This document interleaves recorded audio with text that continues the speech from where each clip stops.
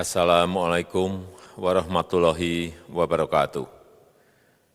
Bapak, Ibu, saudara-saudara sebangsa setanah air,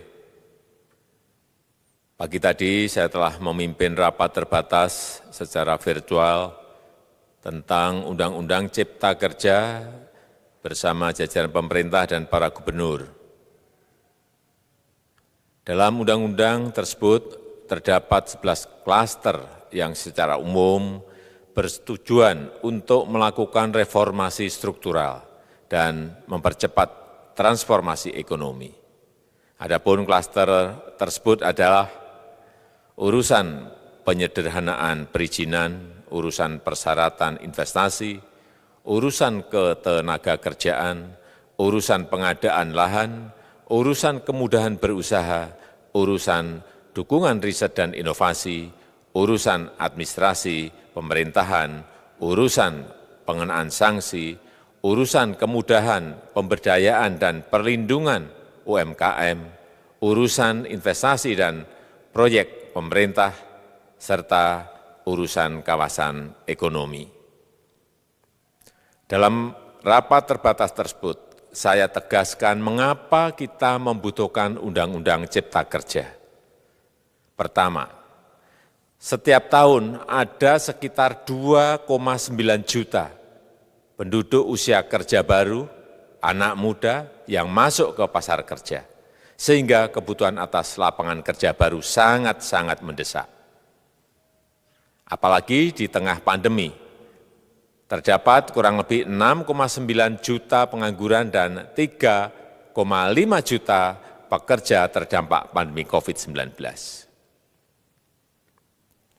Dan sebanyak 87% dari total penduduk bekerja memiliki tingkat pendidikan setingkat SMA ke bawah, di mana 39% berpendidikan sekolah dasar. Sehingga perlu mendorong penciptaan lapangan kerja baru, khususnya di sektor padat karya.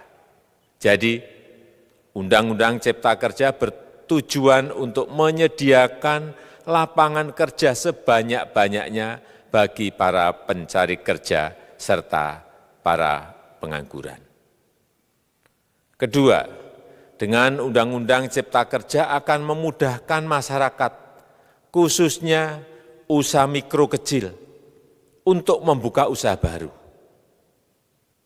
Regulasi yang tumpang tindih dan prosedur yang rumit dipangkas.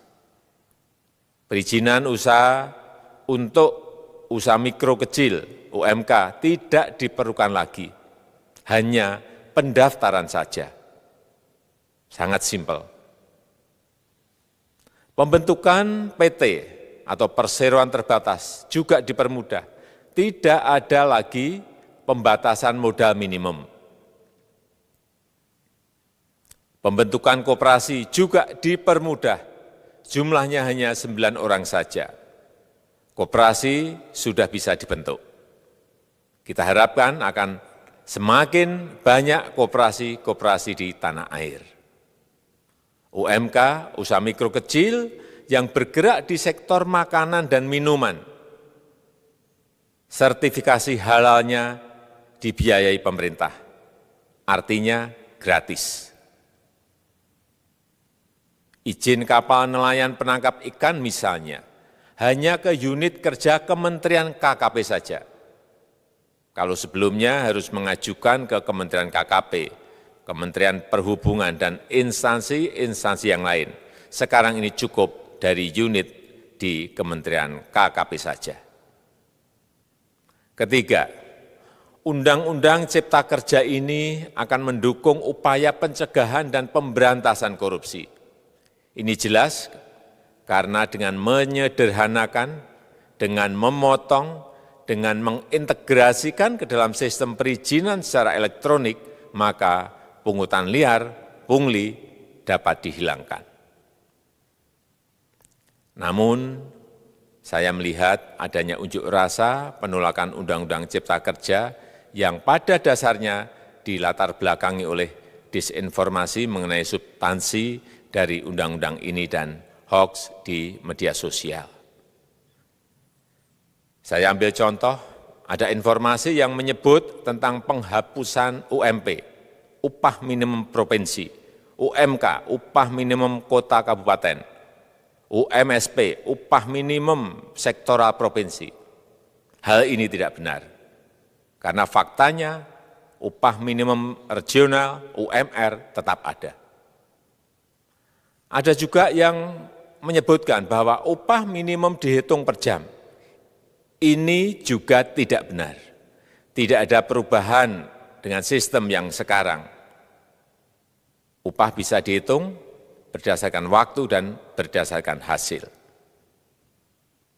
Kemudian adanya kabar yang menyebutkan bahwa semua cuti sakit, cuti kawinan, cuti khitanan, cuti baptis, cuti kematian, cuti melahirkan, dihapuskan. Dan tidak ada kompensasinya. Saya tegaskan juga ini tidak benar. Hak cuti tetap ada dan dijamin. Kemudian apakah perusahaan bisa mem-PHK kapanpun secara sepihak? Ini juga tidak benar. Yang benar, perusahaan tidak bisa me-PHK secara sepihak. Kemudian juga pertanyaan mengenai benarkah jaminan sosial dan kesejahteraan lainnya hilang. Yang benar, jaminan sosial tetap ada. Yang juga sering diberitakan tidak benar adalah mengenai dihapusnya AMDAL, analisis mengenai dampak lingkungan. Itu juga tidak benar. AMDAL tetap ada. Bagi industri besar harus studi AMDAL yang ketat. Tetapi bagi UMKM lebih ditekankan pada pendampingan dan pengawasan. Ada juga berita mengenai Undang-Undang Cipta Kerja ini mendorong komersialisasi pendidikan.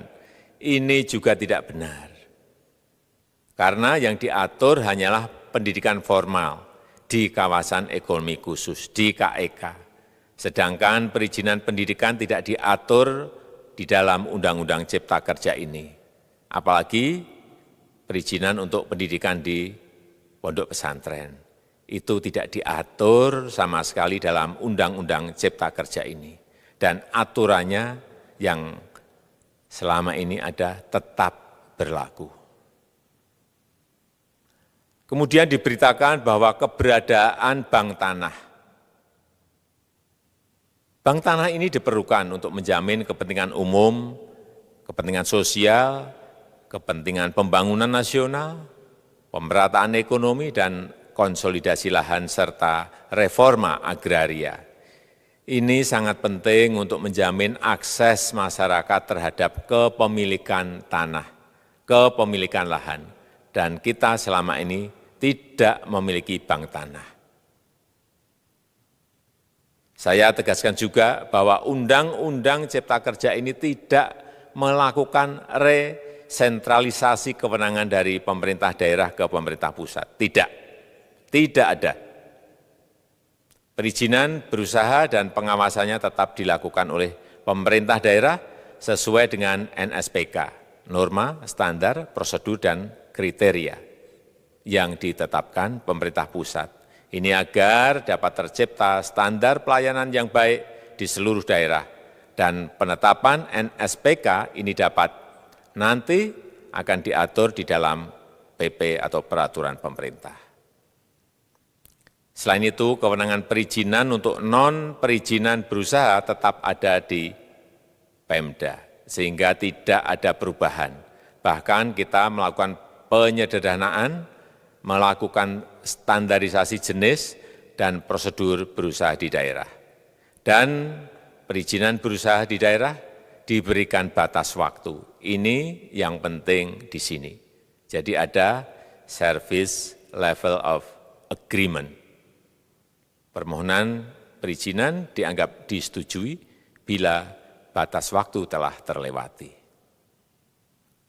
Saya perlu tegaskan pula bahwa Undang-Undang Cipta Kerja ini memerlukan banyak sekali peraturan pemerintah atau PP dan peraturan presiden atau Perpres. Jadi setelah ini akan muncul PP dan Perpres yang akan kita selesaikan paling lambat 3 bulan setelah diundangkan.